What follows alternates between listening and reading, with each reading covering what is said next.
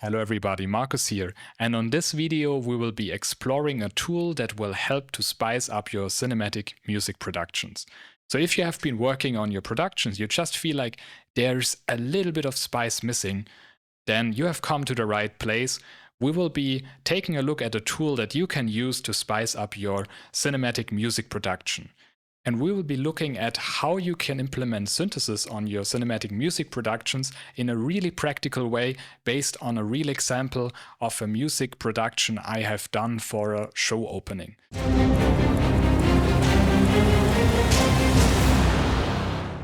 So we'll go through the track once and then we will do a deep dive into synthesis and how synthesizers work in general and how you can build your own patches to enhance your cinematic music productions. So here we go.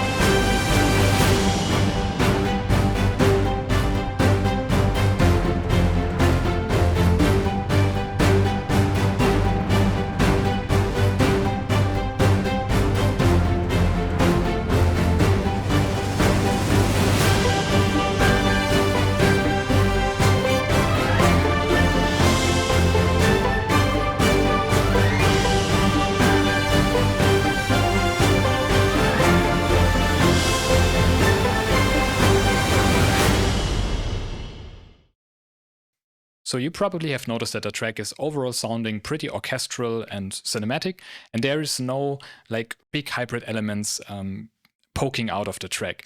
But you might have noticed that there is a rhythmic bass pulsing pattern going on, supporting the rhythm of the piece, and especially also the strings right here. Let's solo this. So this was basically a synth patch I built for the track. So the bass synthesizer patch basically gives this kind of definition to the low string section.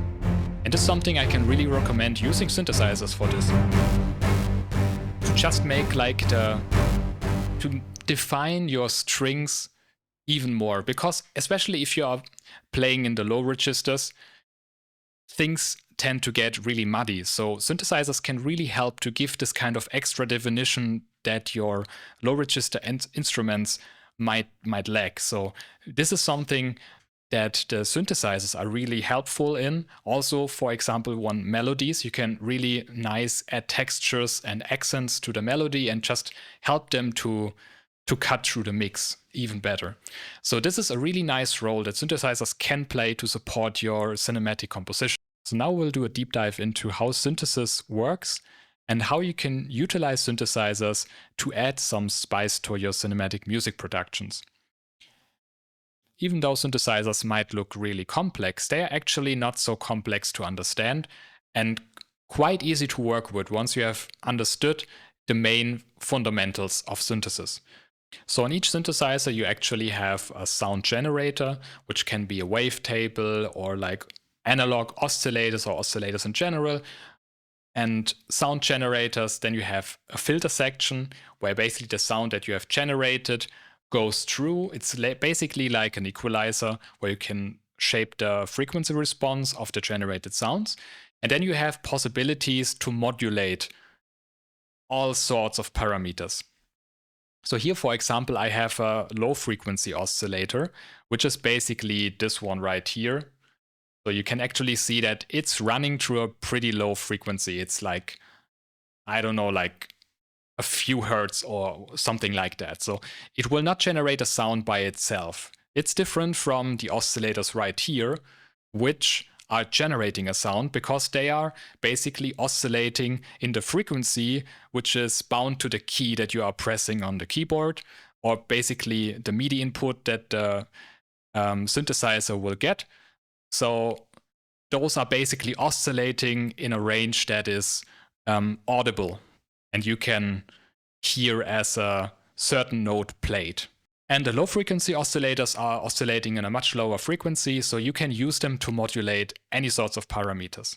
So for example, right here, I've assigned the LFO3, which is this curve right here, this oscillator, to the cutoff of the filter. So you basically have an automated equalizer movement or filter movement.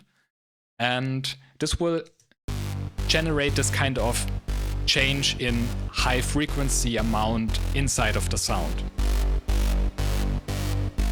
And then you basically also have envelopes. And envelopes basically are like the control on your samples, like the attack, the decay, sustain, and the release, basically. So the attack basically is the time the sound needs to get to the full volume. The decay basically is the time it stays on the full volume. Sustain basically is the amount of the volume it will be arriving to after the decay, and the release basically is just the time it falls off to the zero volume again. And this is basically just a possibility to just like shape the sound like on the controls that you have on your sample engines, for example, to control like the samples or the sounds inside of, I don't know, contact instruments or something like this. So you can basically apply those envelopes also to any kind of sorts of parameters inside of your synthesizer. So on this sound, I will just turn off all of the effects, the sequencer, the filters, and just show you how this sound basically is built up. So it's basically starting with a basic waveform. It's just like a sawtooth, just a static sawtooth, and LFO3 is applied to the fine-tuning. So the fine-tuning basically is like, yeah, like the name suggests, the fine-tuning of the oscillator. So you have this kind of non-static tune, and I pitched it downwards 12 steps, so 1 octave below.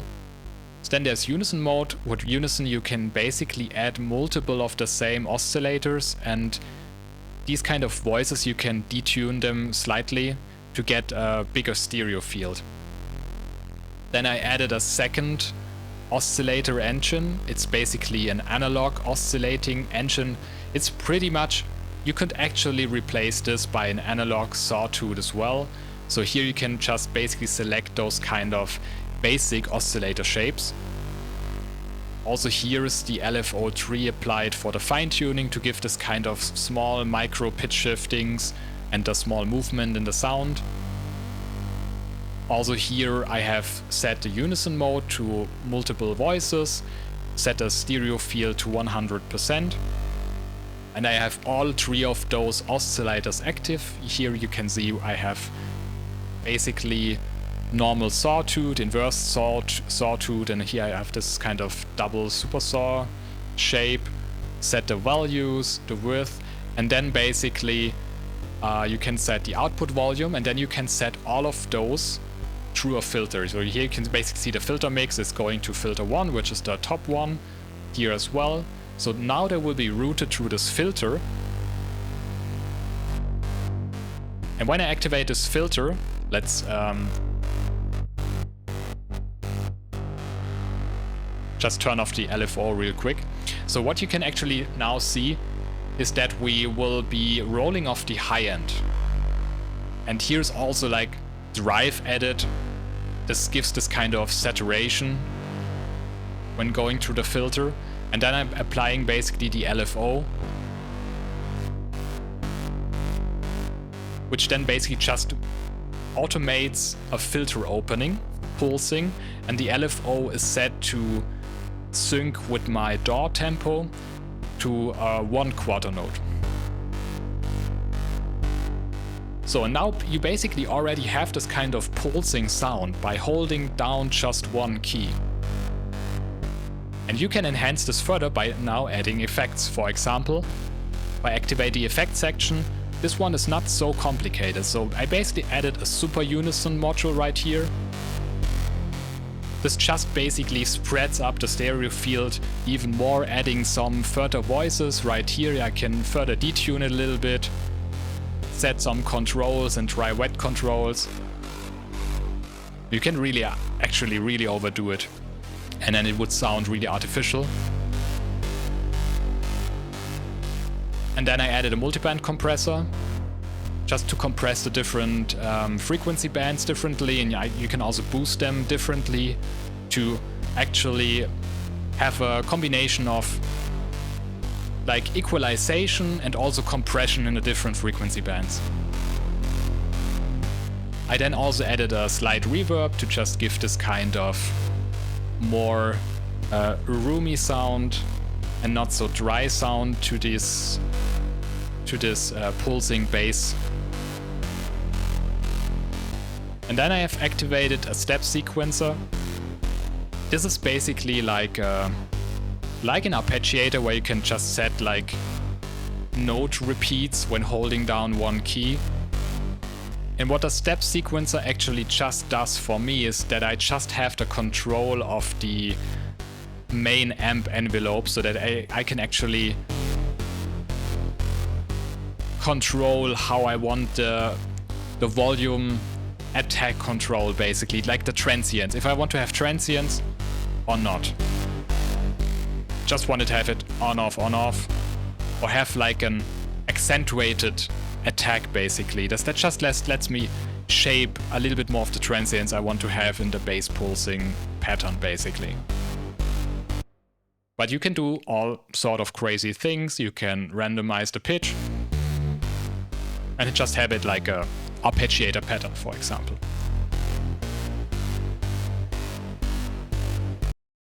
And since I have now just explained how I've built a patch, I will create one patch just from scratch with a different synthesizer so that you can actually see from two different synthesizer layouts on how you could basically build this kind of similar sound. And I, for this case, picked Massive X. So here we have the duplicated, so here we have just the duplicated track. With the same content, I just loaded up Massive X with the basics standard patch, initialization patch that comes with it. So we have already this kind of tree, saw, sine wavetable that we can use. So I will just set this to wave as well. Let's set this one to this kind of double saw. Can we do it? Not really. So then let's just go with this one. It looks a bit different than this. So here we can mix this kind of oscillator together with this one. So here we basically also have the filter section right here. So I can control the filter roll off right here. So now I basically can go to the LFO section, which are the green L's right here, and then just move this LFO to the sine wave, and then just adjust the amount of modulation I want to have on this filter right here. So now it's basically just opening and closing the filter. We just do not have this kind of visual representation. I can now here switch between free and rate. I will go to sync it with my DAW tempo.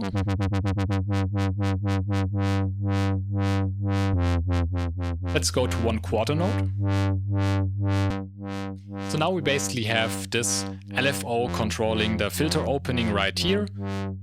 So now we can adjust the main amp envelope to just shape the volume of the oscillator.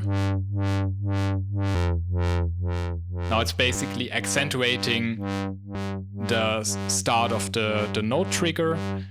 And for the sequencer, this is a little bit different than on the other synthesizer, but we can basically draw shapes right here. So you can actually draw a sequencing shape right into here. And then you can also just assign this, for example, to the amp level, turn it up, to then, as well as in the other example, create this kind of pulsing bass patch. And then on the other synthesizer, I have pitched down the oscillator by 1 octave. And yeah, now I basically have this kind of bass pull similar to the other synthesizer patch right here.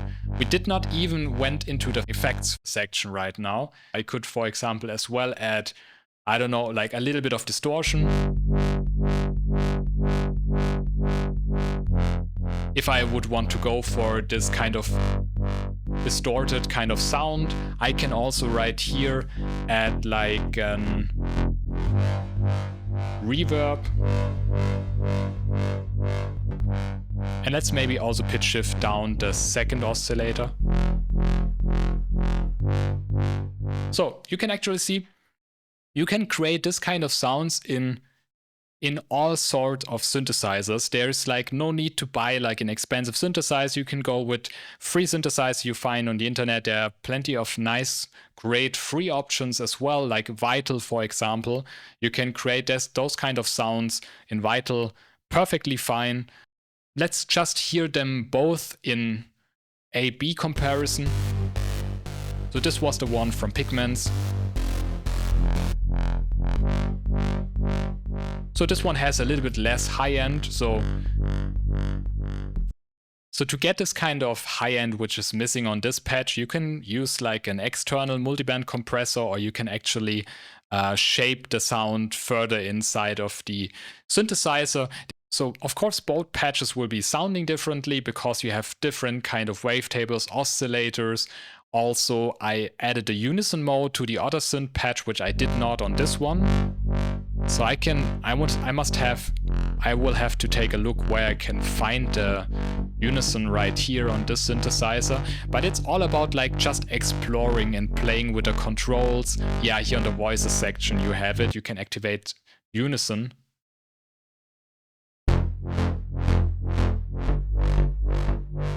Actually also even accentuated a little bit more by reducing the sustain.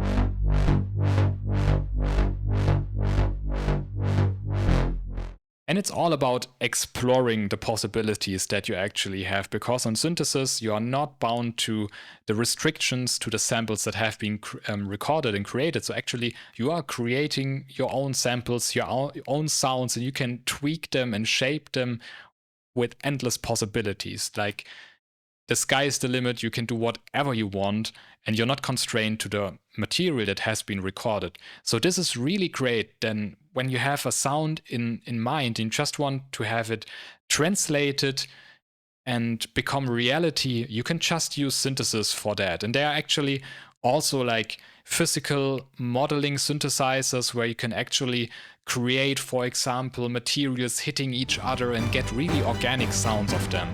Please let me know in the comments if this really quick tutorial on synthesizers and the creation of a cinematic bass pulse sound was helpful for you. And if you have specific topics that you struggle to understand in synthesis, or also some specific synthesizer programs you want to have tutorials on, just let me know in the comments. And let me know if you want to see a full music production breakdown of this cinematic show opening track that I used for demonstrating the use of synthesizers in cinematic music scoring. And now I wish you a lot of fun trying out and playing around with synthesizers and incorporate them in your compositions and music productions. Have a good one, and now go out and create some awesome music. See you next time.